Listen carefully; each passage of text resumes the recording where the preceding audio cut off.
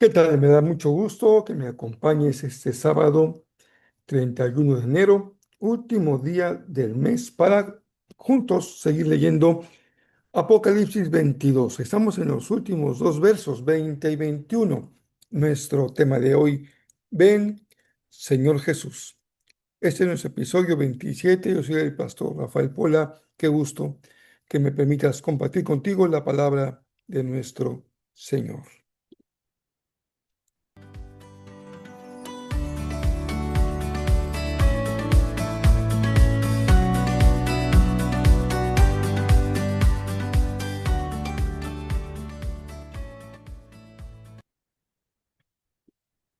Como bien se suele decir, todo lo que empieza termina, y también este es el caso de nuestra serie Reiniciar desde el final.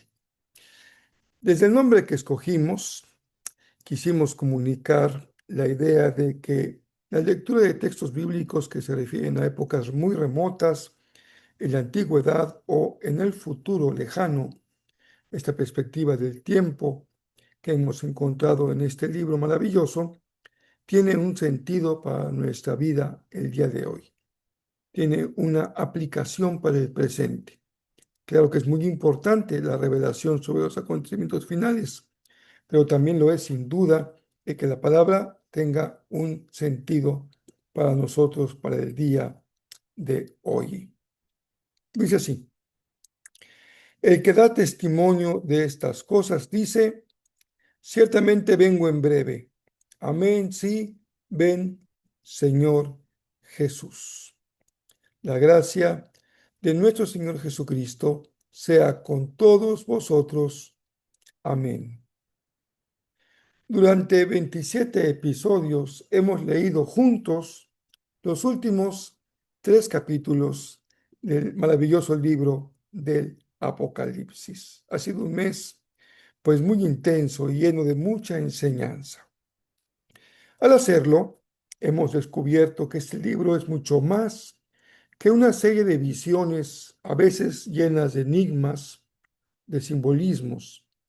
Es, sin duda, la crónica de la instauración definitiva del reino de Dios en la historia. El libro, recordemos, comienza evaluando la fidelidad de las 7 iglesias de Asia, primeros 3 capítulos. Enseguida se adentra en el colapso de los sistemas de opresión mundial. Lo vimos en la representación de los juicios, de los sellos, las trompetas y las copas de la ira, capítulos 4 al 16, y culmina con la derrota absoluta del mal, de la bestia, el dragón, el falso profeta y de la muerte, capítulos 17 hasta incluso el 20. Esta trayectoria no apunta a un simple retorno a la inocencia del Edén. De hecho, no se trata de narrar la historia como en un regreso al origen. Por el contrario, encontramos en esta profecía la visión de una realidad transformada, un mundo renovado, y en el centro la Nueva Jerusalén, una ciudad reino que simboliza la soberanía plena y consolidada del Cordero inmolado. Así, llegamos al final del libro, que concluye con un despliegue de poder muy distante. No es así, sino termina con un diálogo íntimo y antifonal, afirmación y respuesta, donde la majestuosidad del trono se traduce en una conversación directa entre el rey que viene y el pueblo que lo espera y que escucha. En el corazón de este cierre del libro, leímos hoy los versos 20 y 21. Son, sin duda, la expresión de una certidumbre completa, absoluta. En el versículo 20, Jesús afirma: sí, vengo pronto. El verbo que escoge Juan es el presente indicativo activo, un tiempo que, en el contexto del libro, describe una acción tan segura que se expresa como si ya estuviera ocurriendo. No hay duda. A esta afirmación, la Iglesia responde con una expresión imperativa en voz media. Amén, ven, Señor Jesús. Esta expresión gramatical indica que el sujeto está personalmente involucrado. No es como que la Iglesia le ordena al Señor que venga, sino más bien la expresión de un ruego profundo y apasionado que compromete todo el ser de aquel que está orando, y en este caso, el ser de la Iglesia. Está plena y absolutamente involucrada en este clamor. Cuando Juan escribió esta carta, tenía en su corazón, sin duda, las iglesias dañadas, lastimadas, perseguidas en el Asia Menor. Este intercambio de expresiones constituía un acto en donde Juan les llama a no perder de vista su resistencia permanente frente a aquel que se hace llamar el Kyrios, que era el César. La iglesia, frente a esa presión incluso insoportable, afirma su identidad como ciudadana de un reino superior. Nada se puede comparar en medio de la persecución de ese imperio terrible. Y les recordaba que su Dios no es una idea abstracta, no es un concepto, sino un interlocutor vivo. Por cierto, vengo pronto. Finalmente, este diálogo se expande en una bendición que sella el nuevo orden instaurado. Este reino que ha llegado con la ciudad renovada, es el de la gracia. Por eso, el último verso dice, la gracia del Señor Jesús sea con todos, con todos. La expresión funciona como un deseo permanente, casi eterno. Es como la bendición de Juan o la bendición de el Maestro. Que la gracia sea la realidad constante en la vida de esa comunidad. Gramaticalmente, el uso y las expresiones que usa Juan identifican a Jesús como la fuente de esa bendición de la gracia, transformando su autoridad como rey en una provisión concreta de amor misericordioso, gracia para su pueblo.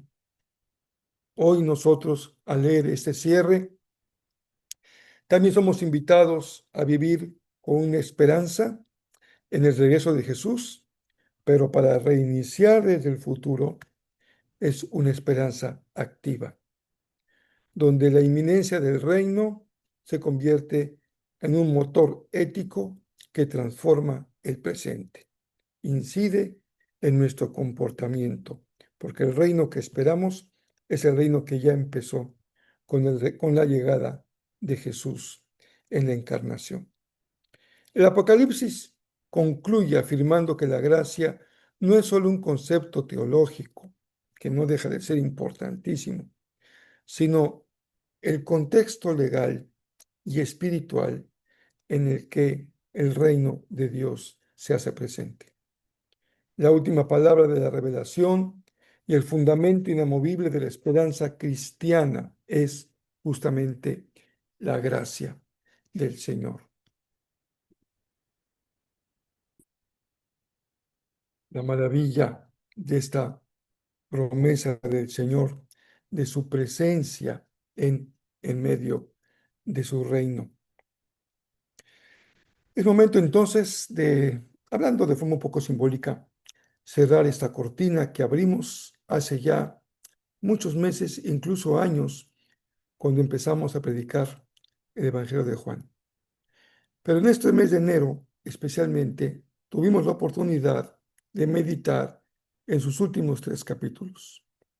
Estoy seguro de que si te acercaste con atención para oír la palabra, la semilla se sembró en tu corazón. Y ahora es buen momento para cuidar la semilla, para que no permitas que la ahogue los afanes de este mundo ni se pierda por distracción o desinterés. Con Juan hemos contemplado un escenario maravilloso y en el centro, sin duda, la imagen del Cordero inmolado, a quien se le dio la autoridad para juzgar y para reinar. Pero en nuestra próxima serie, que empezamos el domingo como mensaje y el lunes como meditación, siguiendo las huellas de Jesús de Nazaret, regresaremos a la persona más importante de toda la Biblia, porque deseamos conocer mejor a Jesús, su persona, su naturaleza, su mensaje, su enseñanza, su propósito al tomar forma humana. Tendremos que mantener en el radar las circunstancias propias de nuestro tiempo, porque la única manera fiel de comprender los evangelios es leerlos una y otra vez a la luz de nuestro propio contexto. Juan se escribió casi al final del primer siglo. Podemos imaginar cuántas cosas han cambiado, entre ellas 20 siglos de historia del cristianismo. De modo que no lo vamos a abordar como quien examina un texto antiguo, por demás interesante, pero un texto que estuviese muerto. Vamos a abordarlo como un relato vivo que sigue hablándonos hoy en la voz de Jesús, el resucitado. Pero por hoy concluyamos como siempre solemos hacer cuando acaba una serie, con una palabra de oración. Padre, gracias por tu palabra, gracias por tu sostén, por tu acompañamiento, tu guía, por los recursos que has provisto para poder compartir el mensaje, la meditación diaria, por el tiempo que podemos dedicar a ella y también por el alimento espiritual que encontramos siempre en tu palabra. Bendice a cada persona que escuche, le pongo en tus manos y pido bendición para ella y su familia. Oramos en Jesús, tu Hijo amado. Amén. Les envío un abrazo muy cariñoso a cada uno de ustedes. Gracias por acompañarme durante estos días del mes de enero.